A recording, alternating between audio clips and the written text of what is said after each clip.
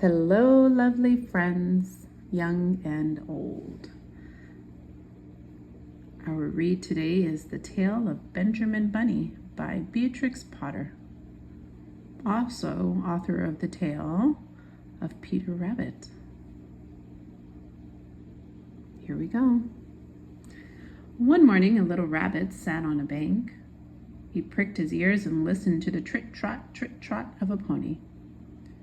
A gig was coming along the road. It was driven by Mr. McGregor, and beside him sat Miss McGregor in her best bonnet. As soon as they had passed, little Benjamin Bunny slid down onto the road and set off with a hop, skip, and a jump to call upon his relations who lived in the wood at the back of Mr. McGregor's garden. That wood was full of rabbit holes, and in the neatest, sandest hole of all lived Benjamin's aunt and his cousins, Flopsy, Mopsy, Cottontail, and Peter. Old Miss Rabbit was a widow. She earned her living by knitting rabbit wool mittens and muffetees. I once bought a pair at a bazaar.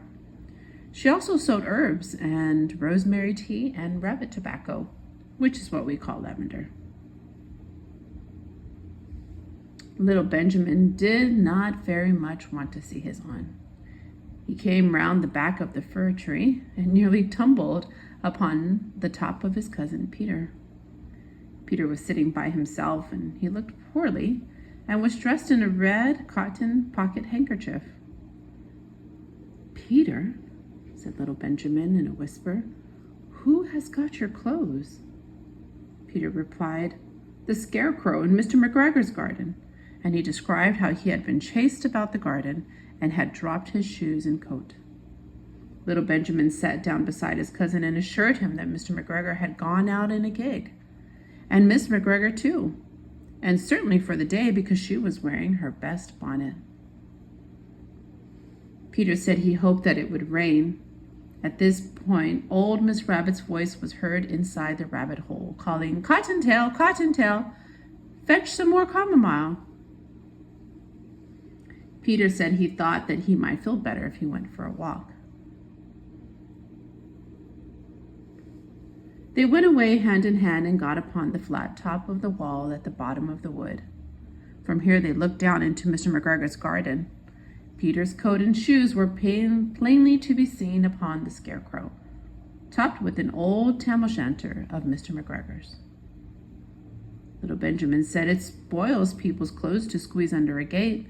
The proper way to get in is to climb down a pear tree. Peter fell down head first, but it was of no consequence, as the bed below was newly raked and quite soft. It had been sown with lettuces. They left a great many odd little footprints all over the bed, especially little Benjamin, who was wearing clogs. Little Benjamin said that the first thing to be done was to get back Peter's clothes, in order that they might be able to use the pocket handkerchief. They took them off the scarecrow. There had been rain during the night. There was water in the shoes, and the coat was somewhat shrunk. Benjamin tried on the tam-o'-shanter, but it was too big for him. Then he suggested that they should fill the pocket handkerchief with onions, a little present for his aunt. Peter did not seem to be enjoying himself. He kept hearing noises. Benjamin, on the contrary, was perfectly at home and ate a lettuce leaf. He said that he was in the habit of coming to the garden with his father to get lettuces for their Sunday dinner. The name of little Benjamin's papa was old Mr. Benjamin Bunny. The lettuces certainly were very fine. Peter did not eat anything. He said he should like to go home. Presently, he dropped half the onions. Little Benjamin said that it was not possible to get back up the pear tree with the load of vegetables. He led the way boldly towards the other end of the garden. They went along a little walk on planks under a shiny red brick wall. The mice sat on their doorsteps cracking cherry stones. They winked at Peter Rabbit and little Benjamin Bunny. Presently, Peter let the pocket handkerchief go again. They got amongst flower pots and frames and tubs. Peter heard noises worse than ever, and his eyes were as big as lollipops. He was a step or two in front of his cousin when he suddenly stopped. This is what those little rabbits saw around the corner. Little Benjamin took one look, and then in half a minute, less than no time, he hid himself and Peter and the onions underneath a large basket. The cat got up and stretched herself and came and sniffed at the basket. Perhaps she liked the smell of onions. Anyway, she sat down upon the top of the basket. She sat there for 5 hours. I cannot draw you a picture of Peter and Benjamin underneath the basket because it was quite dark and because the smell of onions was fearful. It made Peter Rabbit and the little Benjamin cry. The sun got round behind the wood, and it was quite late in the afternoon, but still the cat sat upon the basket. At length there was a pitter-patter, and some bits of mortar that fell from the wall above.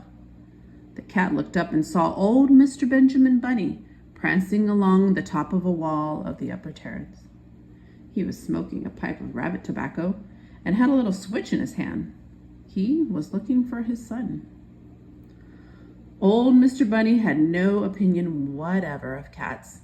He took a tremendous jump off the top of the wall on the top of the cat and cuffed it off the basket and kicked it into the greenhouse, scratching off a handful of fur. The cat was too much surprised to scratch back. When old Mr. Bunny had driven the cat into the greenhouse, he locked the door. Then he came back to the basket and took out his son Benjamin by the ears and whipped him with the little switch. Then he took out his nephew Peter. Then he took out the handkerchief of onions and marched out of the garden. When Mr. McGregor returned upon half an hour later, he observed several things which perplexed him. It looked as though some person had been walking all over the garden in a pair of clogs. Only the footmarks were too ridiculously little.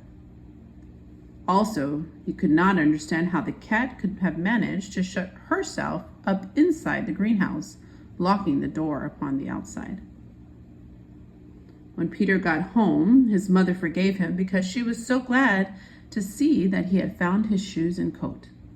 Cottontail and Peter folded up the pocket handkerchief, and old Miss Rabbit strung up the onions and hung them from the kitchen ceiling, with the bunches of herbs and the rabbit tobacco. The end. Take care.